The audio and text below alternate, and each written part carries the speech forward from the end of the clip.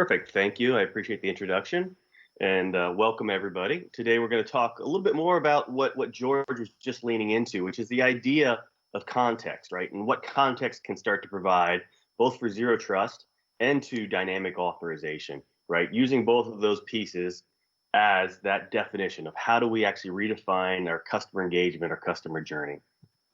And so, part of that is we need to look at what's changing.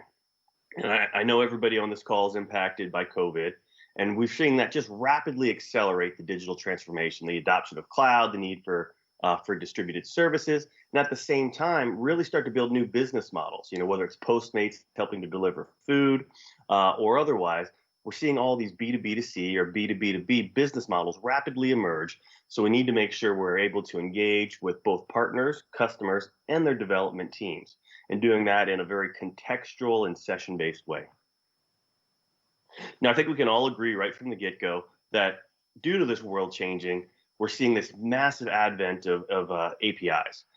Everything's controlled by APIs. Everything's run underneath the covers by APIs. We're seeing APIs going north-south between the client and the service. We're also seeing APIs go east-west in between services. I think open banking is a great example of this, as we're seeing regimented needs for how a user talks to a service, right, and the user experience for that, but then also what happens on the back end, how our services or how are banks sharing out with TPPs or third-party payment providers, or third-party providers, I'm sorry, different aspects of the customer data, and what does a UX and the contextual piece of that look like. So I think it's really core right from the get-go that authentication is wonderful. It's typically a moment in time need, meaning I authenticate once, and even as I move into continuous authentication, I'm only bringing that authentication context in the transaction. But there's a lot of other context that we want to see, that we need to see. We want to see an adaptability within that context, moving from the mid-grain of did a user consent to using his data from a privacy perspective, all the way down to how to actually remediate transactions in real time as part of the transaction itself. Let's get into a very adaptive dynamic flow so we can support our customer, partner needs, developer needs in real time during the course of the transaction without introducing too much friction, and really focus on that customer delight. We look at where the world is today, right? This is actually came from one of our customers. We see that authorization, authentication, and privacy, depending on when an app was built, are handled by different silos of pieces. And we saw kind of a similar architecture for directory data, right, back in the mid-2000s, where we had all these different silos that we needed to aggregate. Now we need to do it on a much larger scale for API-driven services, where I have, coarse, medium, fine-grained authorization spread across different IDPs, ranging from Okta to SiteMinder. And then also have the need to start bringing in privacy. And privacy can be treated very coarse-grained, was where it started, which is these blanket consent buttons that we wanted to press right on the front of every website, to being very fine-grained, where I'm going to define that I'm going to share my last name with Chase Bank, but I'm only going to do it one time over the next 7 days. So as a customer, I want better control of my data, not worse control, and the privacy becomes that defining element of my user experience. If we're not doing it right, we're building snowflakes. And this is, again, another real world example. Working with a customer who had over 100 different development teams building different two pizza or very small projects, all API driven. And what did they find? Well, each and every development team actually built their services slightly different. They called different user attributes different things. In this example, it's email, mail, and mail address. And they also define the security, the OAuth scopes protecting those services differently. So there's no commonality amongst all of the services for them both to intercommunicate as well as for them to be secured appropriately. So instead, what we saw is each and every different development team, as they went between even the north, south, and east-west services, they began creating shims, right, to translate what that data should look like in between their services. Bad experience for the developer, or negative experience for the developer, also a negative experience for the customer, because the customer is now accepting different consents based on different attributes at different points of their customer journey. Also, a very big security vulnerability, right? I have data propagating that I no longer know about. So I've got this attack surface that's now spanning more and more of my APIs and more of my services that I'm protecting in different ways. So I have no normalization, no harmonization between the different services and the different data elements that they're sharing. So as part of that, what we're seeing is the need to separate identity, right? We've been thinking about IAM for a long time as a singular kind of monolithic big product. And as we separate it into IDPs and authenticators, giving us session related context and authentication context, we also need to bring in a lot of other data, what's happening in real time on the wire with data from things like Signal Science or Imperva or HashiCorp, meaning bringing back secrets from Vault. And adding all that context into our authentication context give us a much better, much more fluid and dynamic flow for what's transpiring at a transactional level, no longer at a session level. And so that gives us a lot of power. It gives us a lot of power to both look at how we can make that customer journey more delightful, more easy to use, safer. Also, put more of the control back into the hands of the consumer, and then support things like a much better analysis of that data, right? Understanding from an ML perspective what's transpiring from a session on authentication context perspective, as well as from the rest of my security context perspective at each and every API call. So what we're finding is that in the industry, there's very few customers that have a good grasp of what APIs they have, right? And this goes for north, south, as well as east, west.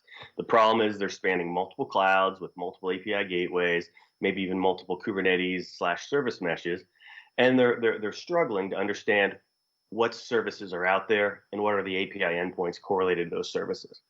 So we're seeing the need, right, to just start with the governance equation of looking at what services do I have and how can I correlate those across all of my different application infrastructures.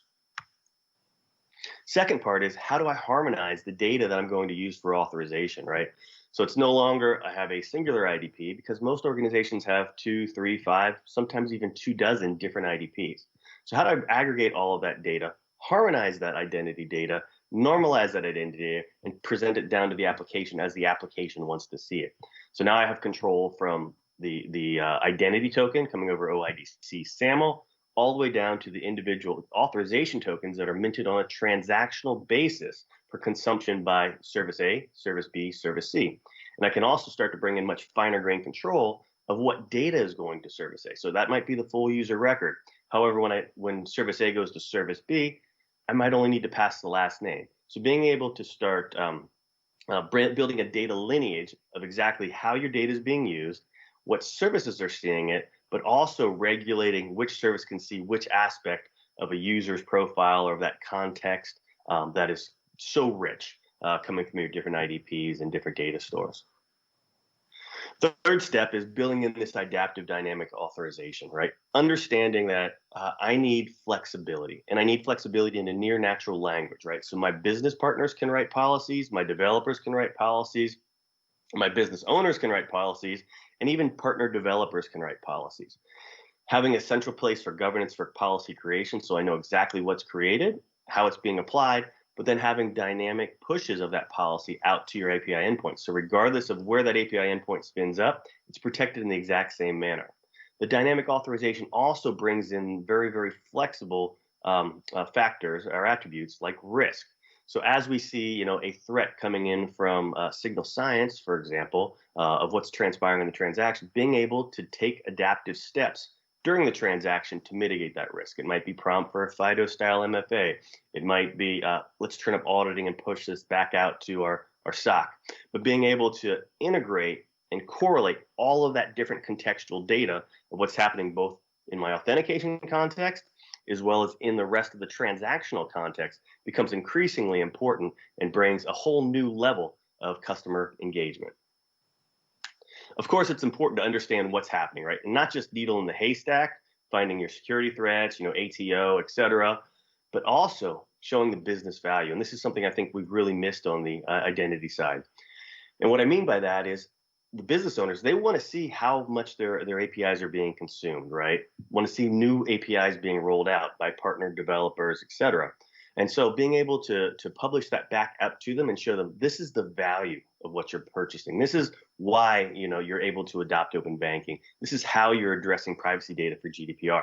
That becomes increasingly important, and being able to report and add governance to that is absolutely critical as you move into the distributed services multi-cloud world. So I wanted to give a couple final thoughts on getting there, right? So IAM, we've been very focused on this kind of old world, right? Where we've got a B2E product that might be extended for B2C. I've got long-lived sessions, could be 24 hours to 30 days, could even be an hour. That's starting to turn into a long-lived session. Blanket privacy statements where I have to accept, use all of my data at any points in time. Things like SAML that, while still good, are slowly being deprecated to things like OIDC and OAuth. Authentication types that are a little bit legacy, UID password, TOTP, they're functional, but they're not giving us the security, much less the customer delight that we're seeking. Moving into distributed services architecture, moving away from that monolithic, kind of giant one size fits all IAM platform, and looking at how can I pair distributed identity and authorization services with my distributed services, very, very lightweight services. Getting past XACML, moving into things like authorization as code or declarative authorization as code, API keys to SPIFFE, getting rid of LDAP. LDAP's been almost a thorn in the side for cloud adoption. It's slow to replicate. It just wasn't designed for kind of these multi-cloud, massively distributed data sets. But there are lots of data stores that are, things like CockroachDB, that allow you to move that data everywhere, aggregate that data appropriately, and then share that data on a per service basis.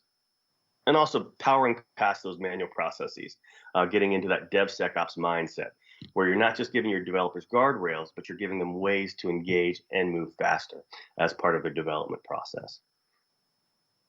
So what does that look like, from a practical point of view? First, break off that identity. Think about your IDPs as IDPs. They do a great job of registration, self-service, right? Strong authentication. But you will need to be able to use any IDP. It could be Auth0, could be Okta, could be ForgeRock. And they're providing the authentication context. Layer that together with more authorization context, right? So aggregation from different data sets, whether those are SQL, NoSQL, LDAP, Active Directory, RESTful APIs out to third parties. Bring in that contextual data, make it rich, centralize it, and then add in transactional contextual data from your cybersecurity assets. Layering that all together, then you need to do distributed enforcement, distributed policy decision points, right? So use your API gateways, your micro perimeters, your micro proxies out in front of your different your application infrastructures. There's a piece that's ready for every type of application infrastructure, from VMs down to service meshes, right, or functions as a service. So you can take your policies generated, in something like the authorization control plane and push those out to your distributed policy decision, distributed policy enforcement points, and then layer all that back up. Bring that BI, get a very rich source of reporting so you can understand exactly what's transpiring from a security threat perspective, but also what's transpiring from a business enablement perspective. It's a lot easier for us to go back to our business owners and say, hey, here's the value we provided, if I have that as part of my platform as opposed to an afterthought. So that's it for me. Get in touch, please. I'll be in the speakers lounge. And thank you very much for your time this morning.